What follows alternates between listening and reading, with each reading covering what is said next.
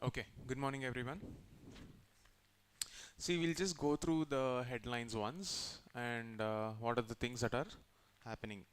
See, the most important issue in this week would be the Israel-Iran conflict, but for our preparation's sake, we need to focus on what is India's takeaway, what should we learn from that, and how should we conduct our diplomatic engagement in that region. So, to put simply, this week predominant theme is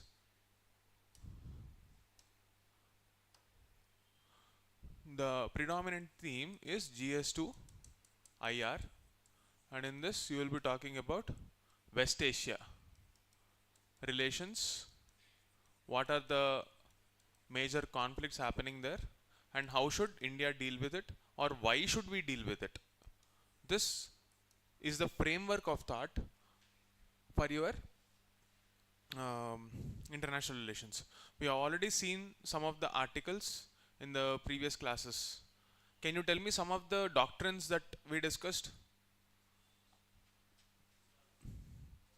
What are the principles by which? Doctrine of proportionality, yes.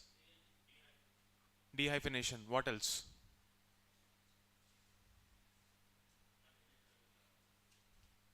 Take a look at your notes.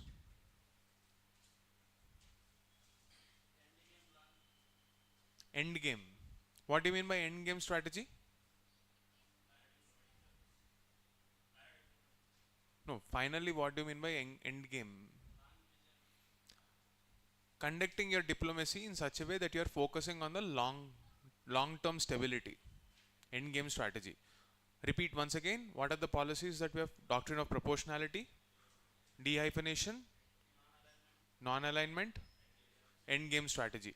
So if you take a look at today's article, there is this mention of endgame. Okay, we will see.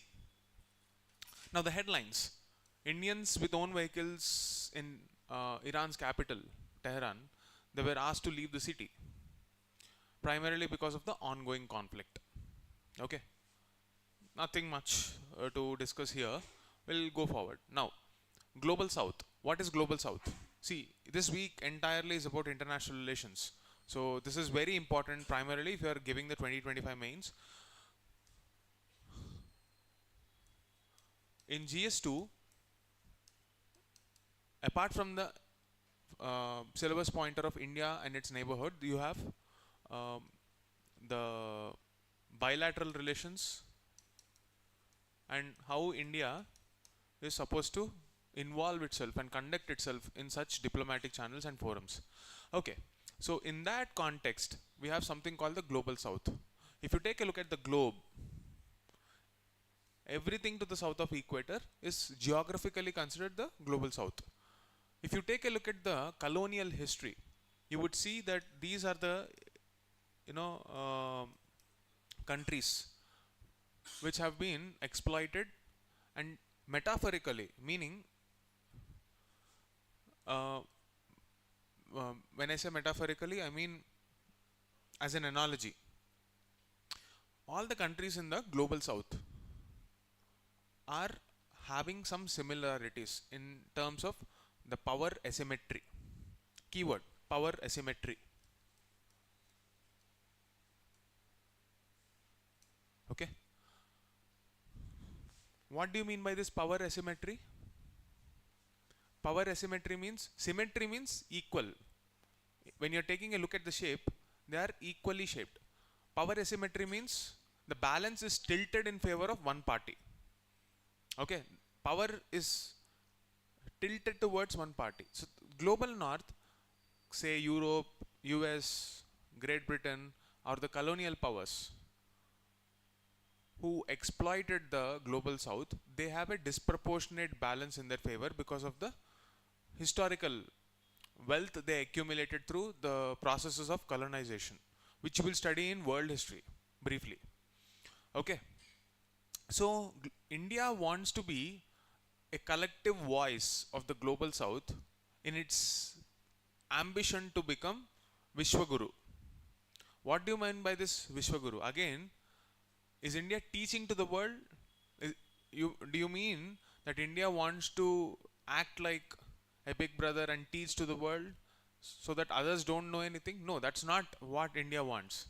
When you say Vishwaguru, it means we stand by example.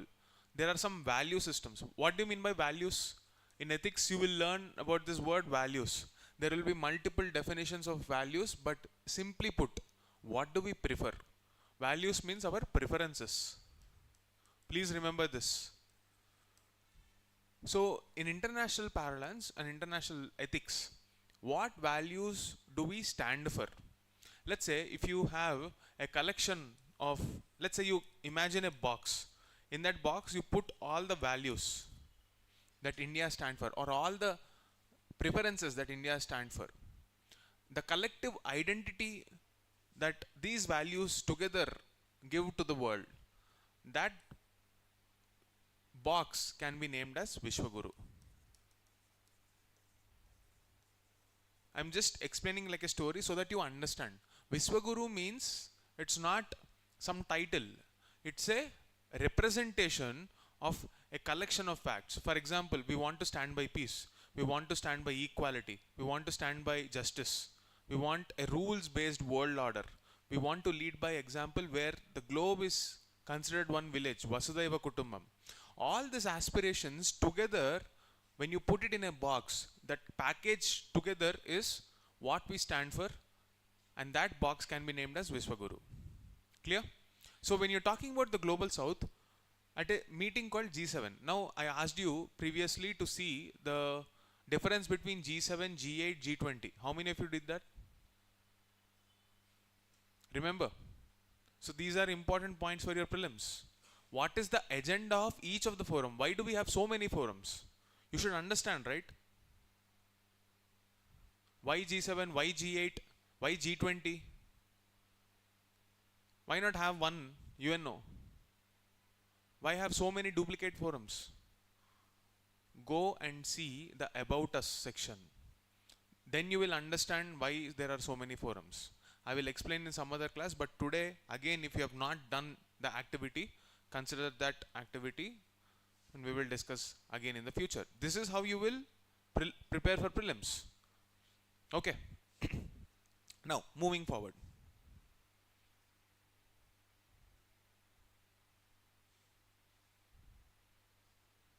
Again, this one. Row over river water deepens. State seeks MP's opinion on AP proposal. You have water governance as a topic. Okay. Water is a resource, right? Governance, see GS1, geography, you have water. When we were discussing water resources, I gave you a homework. Go to NCERT and in NCERT, see the sources of water resources. And in this, you see 97% is in oceans. Rest 3% is usable water. And in this 3%, almost 2% is stored in glaciers. Entire globe is dependent on the rest 1% of water. So break down what are the different sources of water, by heart it, internalize it. And for each component, above ground water, below ground water, rivers, wetlands, lakes, there are various places where you will find water. So we need to have something called a holistic approach, meaning water is not an isolated component. It's like everything is interlinked. There is something called hydrological cycle. We need to respect that cycle in our governance. Okay. Most of the issues that you see in politics is because of the silo based approach. Again, within the states, imagine you have completed your polity, right? Imagine the head of the family, that is the center, is trying to deal with the states who are like the kids. There will be fights between the kids. So there needs to be a mechanism to resolve that conflict. The purpose of constitution or the philosophy of constitutionalism is to impose a restriction on the power of the state and create a rules based grievance redressal mechanism. Essentially, constitution is nothing but a rule book, right? So when you see how to approach that rule book, in that center state relations, after that you will have interstate relations also. Under that you will see river water disputes. How to deal with river water disputes? Go to Lakshmikant, read that chapter, how to deal with river water disputes. After reading that, now read this article. Everything will make sense. You don't have to by heart anything or take notes from this, just observe. Your ability to link static and this newspaper classes is what helps you the most. I don't know if you are realizing what you are doing. Anyone who is consistently coming to these classes and doing the homework that I'm asking, you will definitely clear prelims with a huge margin. But just be consistent. Now, observe this. See, you see, Kerala High Court bans single-use plastic in hilly areas.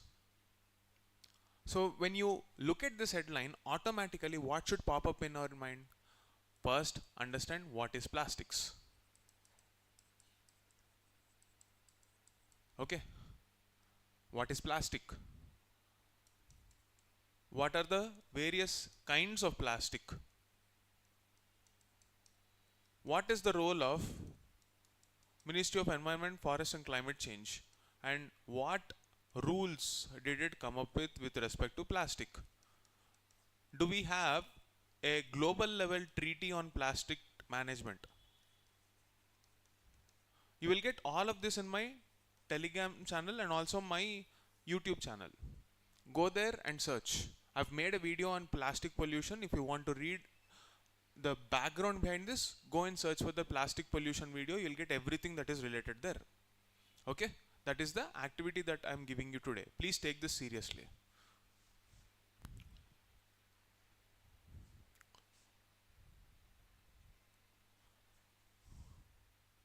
Okay, just briefly I'm telling you, turmeric farming is a new way to avoid wild animal conflict. I mean man-animal conflict. What is it with respect to turmeric, paspu? What is it that you have in that which avoids man-animal conflict? What should be the point of focus when you are reading this news? The properties. What are the properties in turmeric which is helping you to avoid that? Read it with that curiosity. You will be able to get an answer which can be used in your prelims.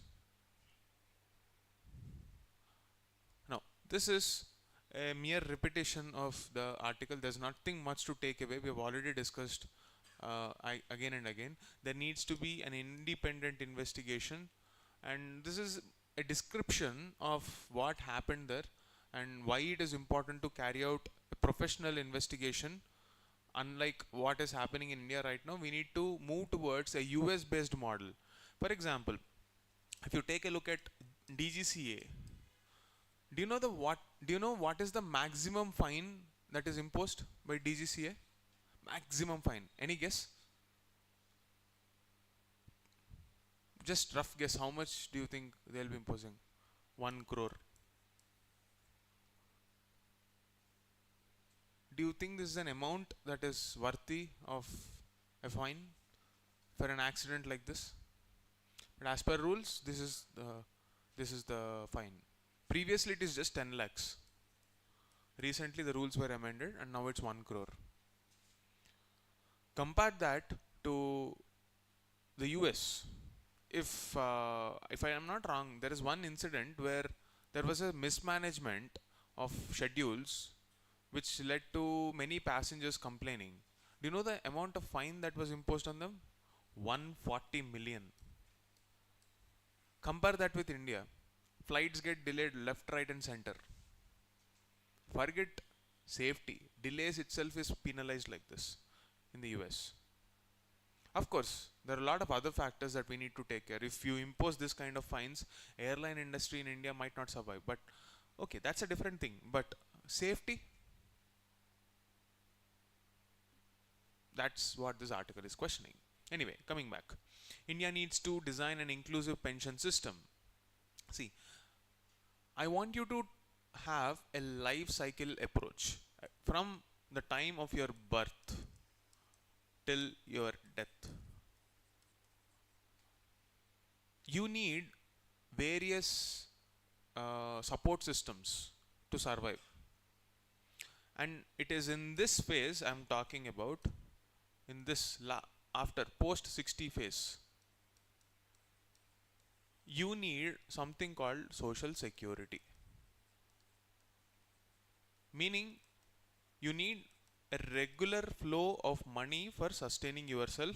Apart from that, you need health care systems because you are more prone to ill health after 60.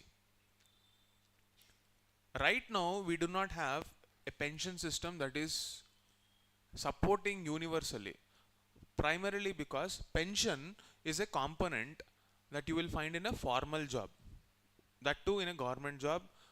But after 2004, you don't have pension. Any employee who joined the services after 2004 is not getting pension. So from the salary itself, an amount is cut so that you plan for your retirement. That is the new way of pension management. But the problem is only 10% of Indian workforce is in formal sector. Rest 90% is informal sector. With the breakdown of joint families, which were the traditional structures for taking care of elders, there is a need for you to focus on the 90%. And apart from this, there is one more problem.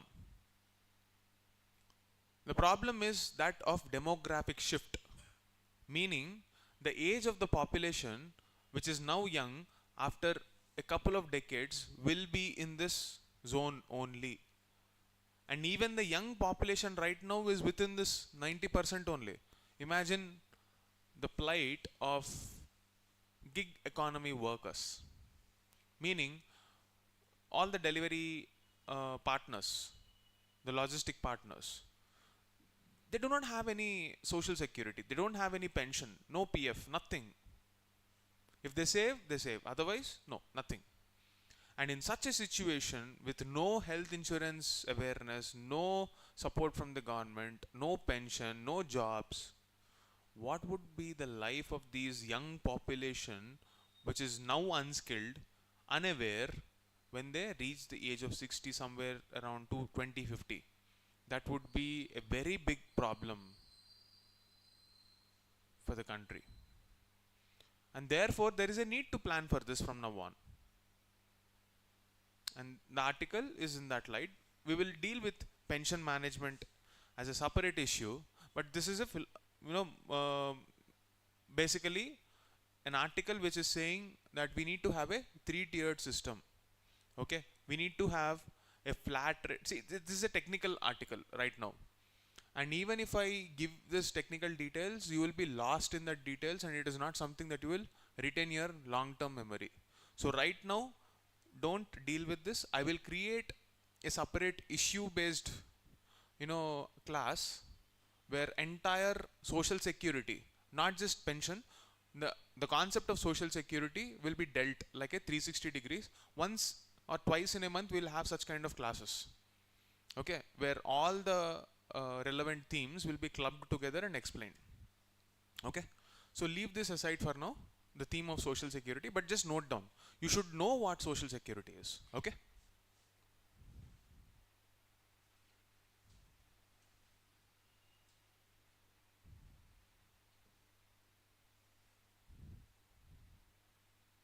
See, entire news is filled with this Iran-Israel thing. Okay. What is it that you need to note from this? Sometimes in your science and tech, you will get, for example, specific genes. I want you to remember this Act 1 gene. What is the speciality about this? It has an adaptability gene. This is the bare minimum I want you to know. That's all. The explanation behind this can be explained through biotech classes. But if I explain biotechnology basics, cell biology, genetic engineering, etc., that itself will take 2 hours. Okay, so I'm not going into that, but just keep a tab. If you are maintaining notes, maintain subject-wise notes. So this topic will go into GS3 science and technology, within science and technology biotechnology, within biotechnology applications of biotechnology, and within applications of biotechnology agriculture. This is the segmentation. Let me reiterate once again: science and tech, biotech, within biotech applications, within applications sector is agriculture and food security. First level, second level, third level, fourth level, and fifth level. Sorry, fourth level. And this is how segmented your mind should become after you train yourself for a long time. At max, this point will be one liner only. 1 year later, this news article at max will probably end up in brackets as an example. Discovery of Act 1 gene. You will use this example as a substantiating point to show how biotechnology is contributing to the growth of this country. Yesterday I gave you a homework about how AI plus biotechnology. We spoke about E3 policy. Did you finish all that? National, is there a policy that converges AI and biotech? Is there a policy? The other day we were discussing one policy. Did you go through that? I gave you a homework. No? Please go back and check.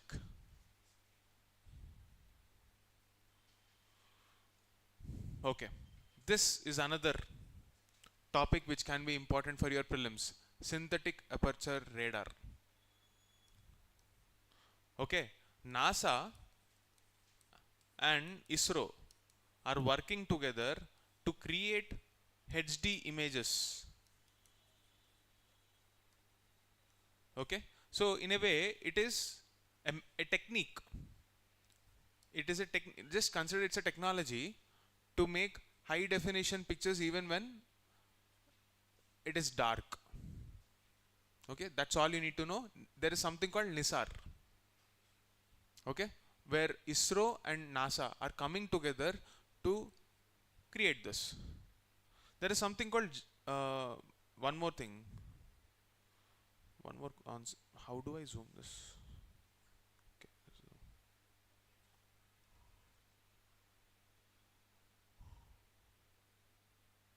Yeah. Yeah. Take a look at this. The key element is the antenna that receives the echoes. Usually the longer the physical antenna, the better the resolution, but a large antenna is hard to build and maintain.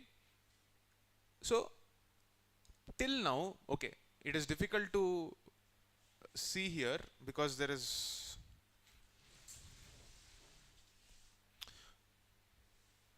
okay. I want you to focus on the role of an antenna because that can be the next level of question in prelims, the depth. Okay.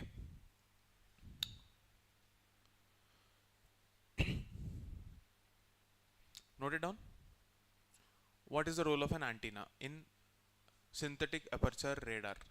Please take this seriously. Do the homework then and there. I know it can be a bit tough given your classes, but if you prioritize newspapers over everything else, because we are connecting both static and dynamic together. It's not like the homework that I'm giving you is some random uh, information. It's like I'm connecting the news to your static. This is how you prepare. Anyway, this is the homework. Read this article, must and should. I will be posting this article on the Telegram channel, the prelims channel. There are many channels, if you have seen, which are segregated subject wise. So there is a main channel, there is a prelims channel where most of the articles come, and rest of the channels are subject wise segregations. Okay, take care of that.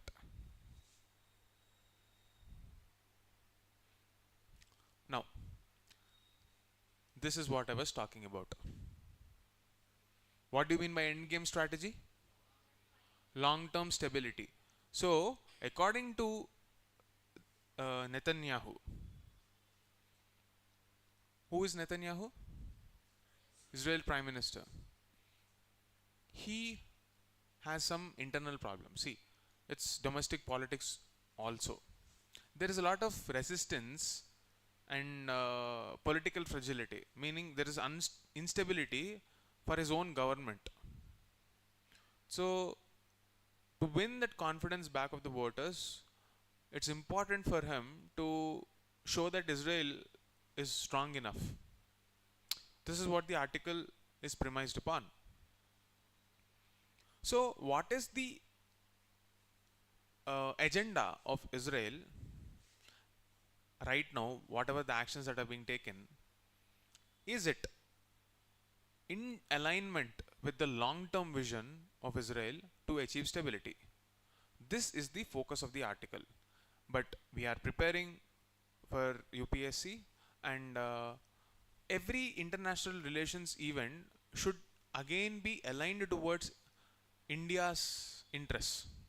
So I will be taking slight detour from this article because we are not political science students to give political commentaries and look at the strategic alliances between Israel, Iran, or Israel, US, and the enmity between Israel and Iran, the history behind it.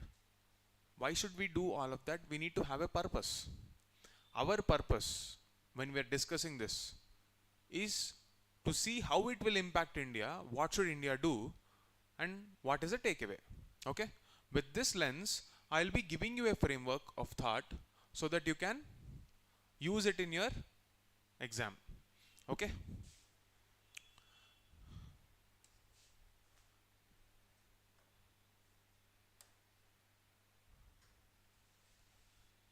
Now, okay. Please be a bit patient here because this thought process is going to be extremely important for you for international relations.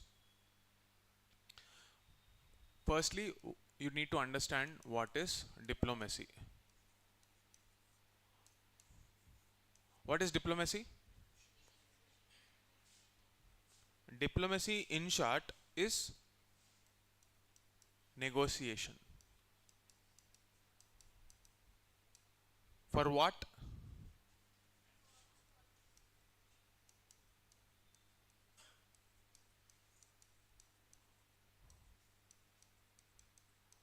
What is the name that we gave to this? The approach.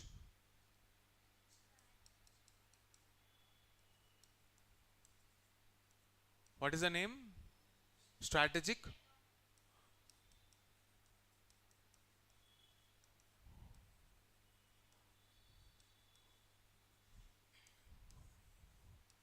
Okay? Strategic autonomy. There is another keyword called realpolitik.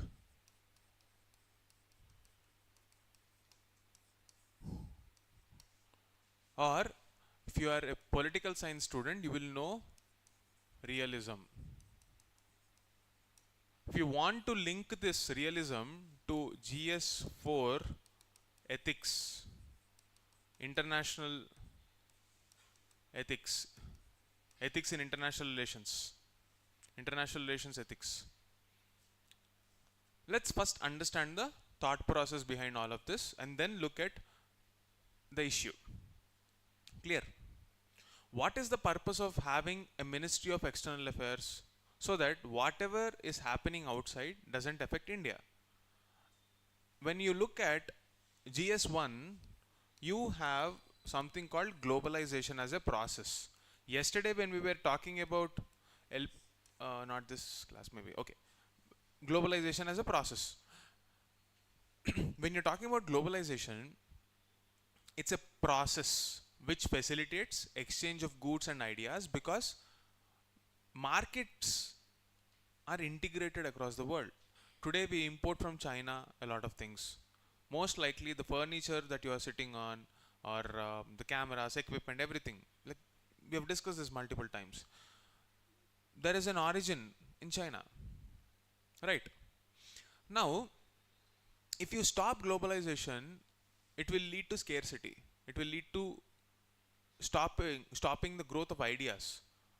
Globalization cannot be countered, but political resistance will always be there. Right. What happens in politics is different from what happens in the markets. But for domestic consumption, the political narrative can be something else. But in reality, nobody wants to oppose globalization. They just want power, money. Every country is about, see, ultimately it is negotiation for power. How will you define power? Power is access and control. If you can have access to resources and control those resources, that is power in international relations. And if you don't have that, you bargain, you negotiate so that our needs are met. Clear? Let me reiterate once again. Diplomacy is about negotiating for our needs, and the approach we are taking is strategic autonomy, meaning we put our interest first. It might sound selfish, but that is what we should be doing. If your people are unhappy, internally things will break down. Before satisfying the outside world, you have to first take care of yourself, right? So that is the purpose of diplomacy. And the approach behind that, or the international relations political science theory behind that, is called Realpolitik, where realism is a philosophy which says that power is the ultimate, ultimate form of ultimate objective that we should be chasing, because that power is reality. Nothing else can be important in international affairs. But what do we do with that power? So that brings us to a political theory. From philosophy, we enter into the domain of political science, and there we will say realism is a political theory which prioritizes the needs of one's own country. That is called realpolitik, and the word that India uses for that is strategic autonomy. See, this is our ultimate funda in international relations, because this is linked to the concept of state. State has four components: population, territory, sovereignty, and government. So strategic autonomy is a way of protecting this sovereignty. Yes or not? Clear? So this is the basics that you need to know, because globalization is a reality of the world. Markets dictate everything, money dictates everything, and money and markets will control the power. So we don't have power. If you don't have power, you need to negotiate, because we have market. We don't have production, but we have market. India has 150 crore people. You have product for just about everything in the world, every kind of nonsense, good thing, bad things, everything that can be sold in India. Therefore, no country in the world wants to put India out of this negotiating power, and therefore it is very important. And this should be leveraged by India in its negotiations. Clear? With this background in mind, let's take the scene to the West Asia. West Asia.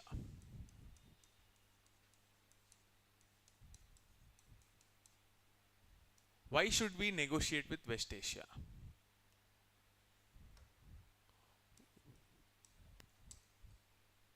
What do they have? There must be something that India needs and they have. What is that? Oil. Okay. It is because of the same reason even US is interested. Everybody needs oil. So, just like us, even the countries in the West Asia, they know what they have. That is their bargaining chip. Right? They will use that for their advantage. And what should we use? We should use markets for our advantage. But there is something called elasticity of demand.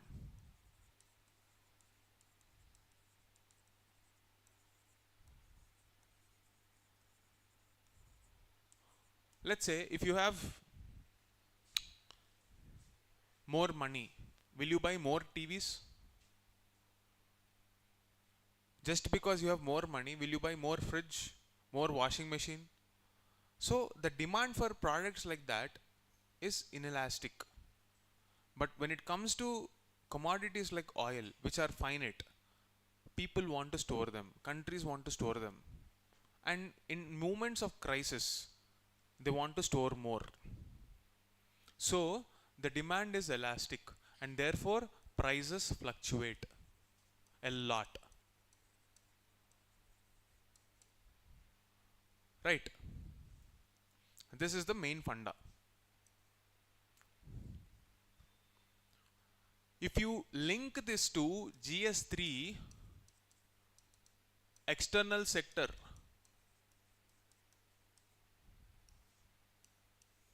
you have a concept called balance of payments.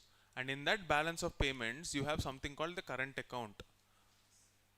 And that current account, if it has a deficit, it creates current account deficit. It will have an impact on inflation. And this inflationary pressures will have impact on the quality of life. This is the impact it will have on common man. You might be wondering now how Israel and Iran fighting is relevant for us. You should notice that if a country like Azerbaijan is fighting with Armenia, it is not the same. The impact is not the same. But if there is a fight in West Asia, India feels that pinch much harsher way. Okay. Therefore, India does have stake in West Asia. All this understanding, whatever you have learnt, you should communicate to the examiner in that 7-minute pressure in a single line. So, if there is a question, the ongoing tensions in West Asia have implications for Indian stability. Critically analyze the steps taken by India or the steps that India should take to create a rules-based world order and global stability. Comment in the context of the recent events in West Asia. If there is a question like this, or I'll simply put, something is happening in West Asia, what should India do and what should India not do so that we are safe?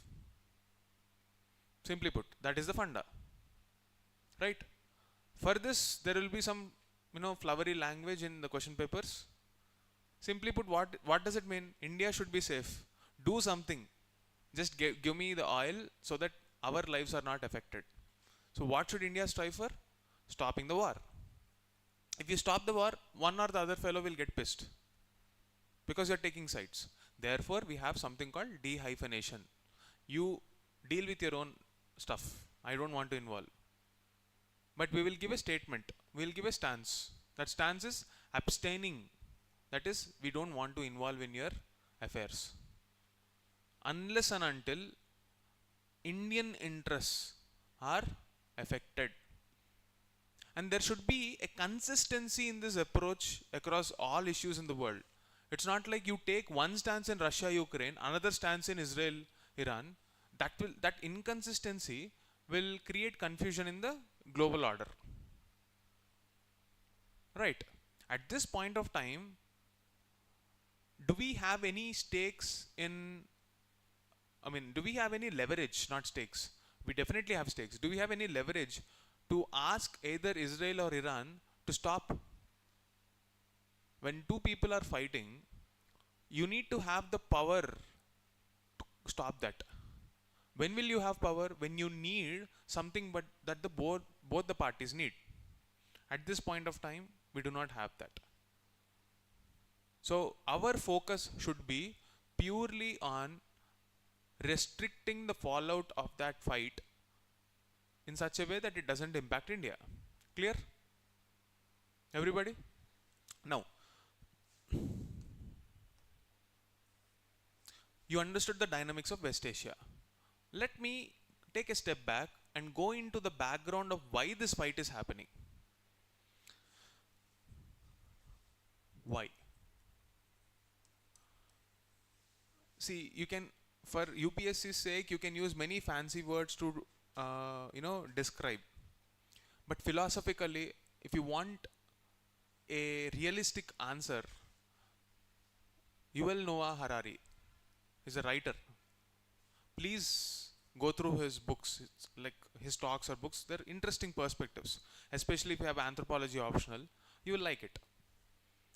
He once mentioned that when you're talking about any conflict in the world across history, it's basically about two things: land, mind. Control over land and control over mind. His latest book, called Nexus, talks about how we create stories and narratives that will allow us to have control over minds.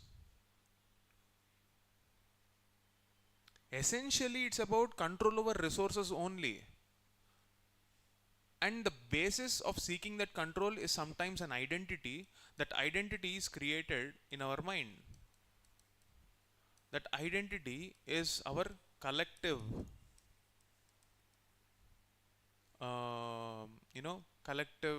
expression of how we want to live. And no two people want to live alike. Right?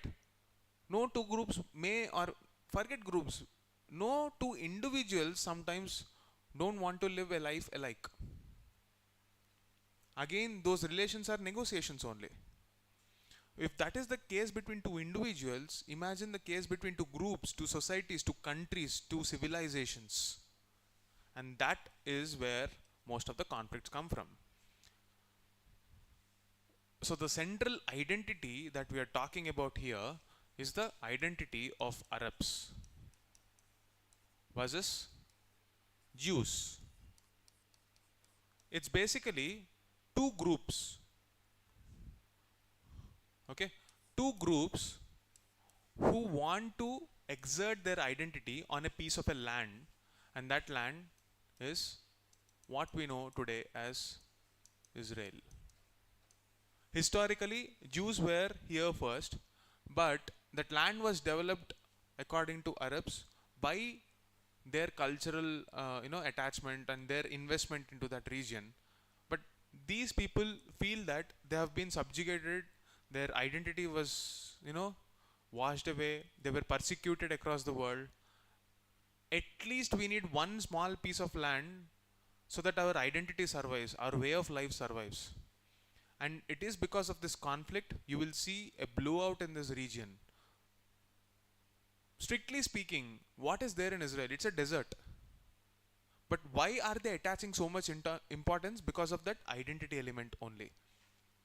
Arabs have their place. Islam has its important places of worship there, and Jews also have their important place of worship there. So that conflict is not just limited to land, but is also about the strategic location. It is at an important corridor where you can control power, sea lanes, trade is controlled. So because of all these issues, this is a perennial conflict from many years, which began in 1917, intensified after Israel was created by Britain in 1947, and continued till date. In 2006, Gaza Strip was attacked. There is something called Gaza Strip. If you take a look at the um, the conflict of Israel and Palestine, you will see this entire history. That's not the focal point here. I've discussed this in my YouTube video, the brief background of what this Israel-Palestine conflict is, what is the meaning of intifada. All this are discussed in that YouTube video. In prelims 2025 playlist, I created one video on places of news. So in that, I explained the background of Israel and Palestine, along with what do I say, along with the maps and all. You can go and have a quick look at that for mapping. But coming back, what are we focusing here on? There is a fight for this identity, and this conflict has been going on forever. So Iran wants to support Arabs, and this is done till now, according to Israel, through proxy warfare. Proxy warfare means, according to Israel, there are some groups which are instigating violence against Israel and threatening their existence. These proxy groups are, according to Israel, terrorist camps. Hamas, Hezbollah. And these groups take shelter in countries that are surrounding Israel. All the peripheral Arab states, Arab supporting states, have some presence in this conflict because of the identity aspect. Because of this reason, what is happening there? Israel is feeling threatened because it is surrounded in Yemen, Lebanon. All these groups, it's carrying out attacks in all these places. And Israel discovered that the root of all these conflicts and the proxy wars can be mapped to Iran. It was fighting, and finally it decided that, okay, we have had enough. I want to go for an end game. This is what Israel thought. And that preemptive strikes. Preemptive means you are taking it as, Israel felt threatened by the intelligence information it had that Iran is stocking up nuclear weapons to attack Israel. So it wanted to attack Iran. But these nuclear camps or the arms that you're talking about, they are not present on the ground. They are deeply underground, very much fortified. As much as Israel is a very developed nation, its military capability is predominantly in air, not on ground. It doesn't have the capability to attack the bunkers that are there in Iran where these nuclear weapons are there. A place, for example, that place is called, so if Israel has to attack places like this, it now needs the support of technological prowess of US.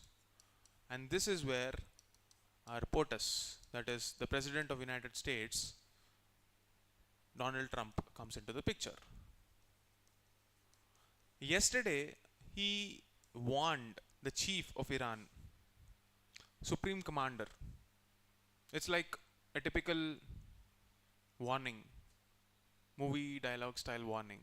We know where you are, just surrender, otherwise we'll kill you. Not yet. We are not going to kill you yet, but if you don't surrender, we will kill you.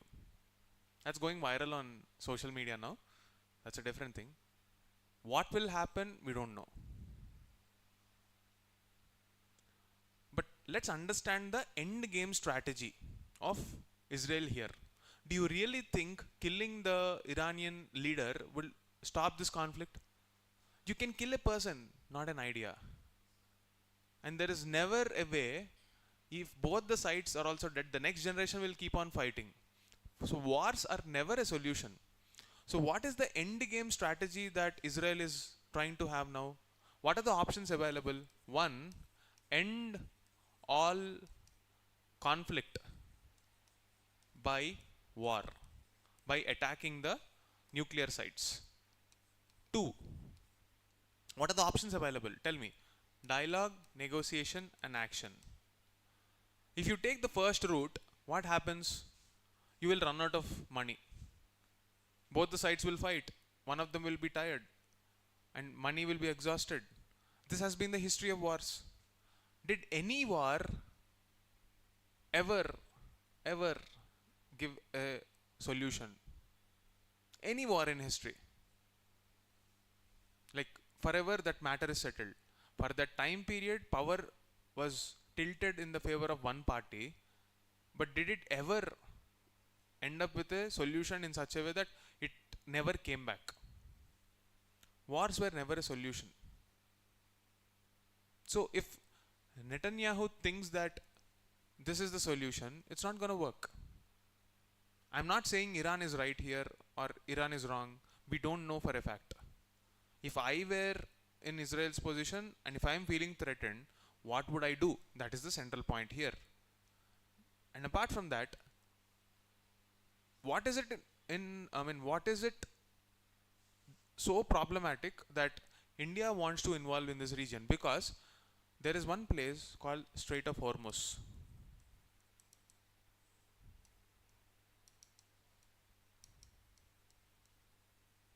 If something happens in this region, you know what will happen? If a sustained blockade of, if this strait is closed, okay, let's see once. Okay, you know the place, right? Strait of Hormuz. Just go to the map and check once. If this strait is closed for a sustained period, oil prices will become 2x. India's GDP or rupee will weaken by 5 to 7% according to some estimates. And our economy will be under pressure. We are already suffering and we don't want that to happen. Because nearly 60% of oil comes through this route. Okay, this is the reality. Now what should India do? Here comes the next characters or the next topics in our story. What is India's ultimate objective? Strategic autonomy. How do we get there? Do whatever it takes. There is no single rule. Whatever works. So the route that India should take to handle power in that region is through multilateral forums. What is the point of convergence? So when you are negotiating, you should take sides definitely and leverage. See, if there is something that both India and Israel wants, we have to negotiate. If there is something that India and Iran wants, we have to negotiate. And that is what exactly we should be doing. And to do that, we need to have some leverage points. Now let's divide both the sides and see what tools can we use to achieve our objectives. Strategic autonomy.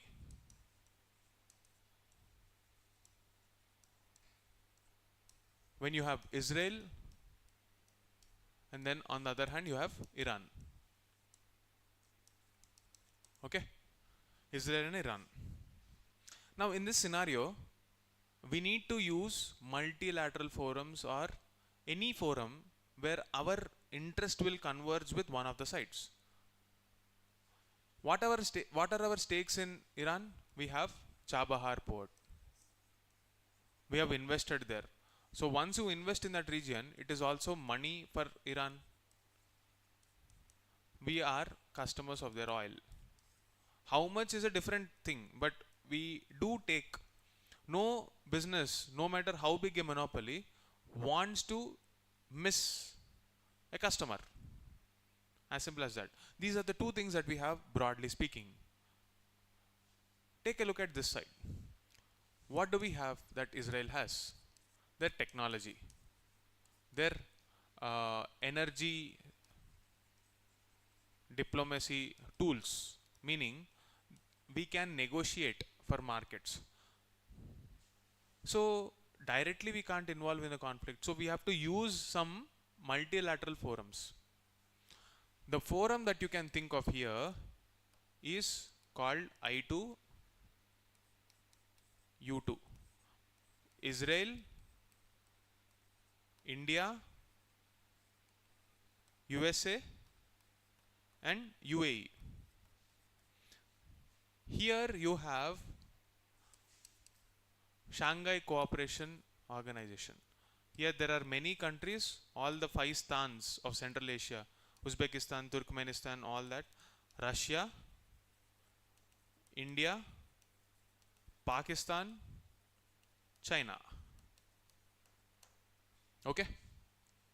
So these are the 2 broadly available active forums that we can use. What is the difference in the focal point here?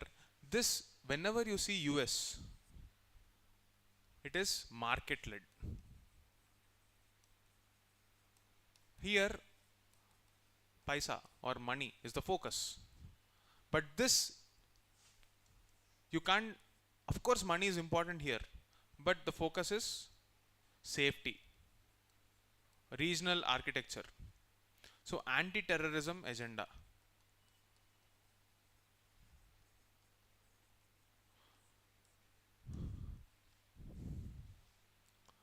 What can India say so that Iran gets convinced? It can say, boss, see, I understand you have your conflicts, but don't you think this whole fighting is impacting your oil trade? Why don't you just stop? What can Israel say here? See, I agree that, you want me to take your side, but don't you think I have interest there and I also have interest here?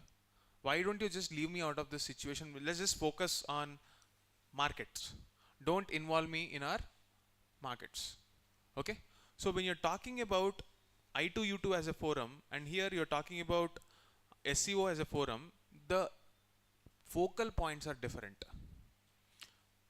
So this is the way in which you have to negotiate for power and carry out diplomatic engagement through de-hyphenation policies.